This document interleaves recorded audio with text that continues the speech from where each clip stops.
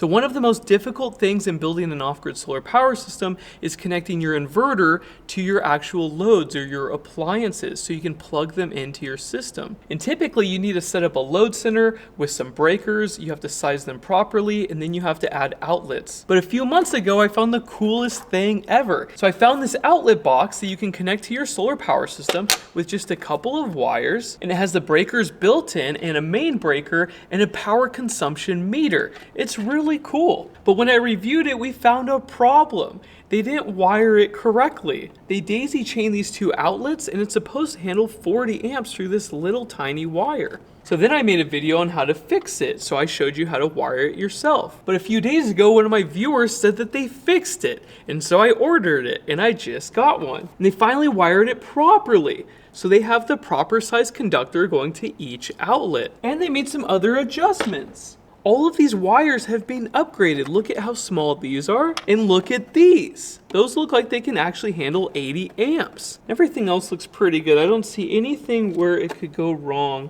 And the connections are nice and solid with ferrules. And the market needs one of these. This makes building a system so much easier. Instead of wiring all this up with the proper size breaker and these outlets, all you need to do instead is connect some conductors to the input, and then connect these to the output of your inverter. Now for the beginners, how you connect this is very easy. You have a black, which is hot, a white that is neutral, and a green for ground. And I'll list down below what size wire you should use for this box, but it depends on your inverter. If you're using a small inverter, use whatever the manual recommends. And then on every inverter, you're gonna have an AC output terminal. And this is how you connect it. This is a split phase inverter, so there's two hot terminals, but we only need one because this outlet box is single phase. So we're gonna connect the black over here on one of the hots or one of the L's, and then we connect the neutral, and then we connect the ground, the green cable.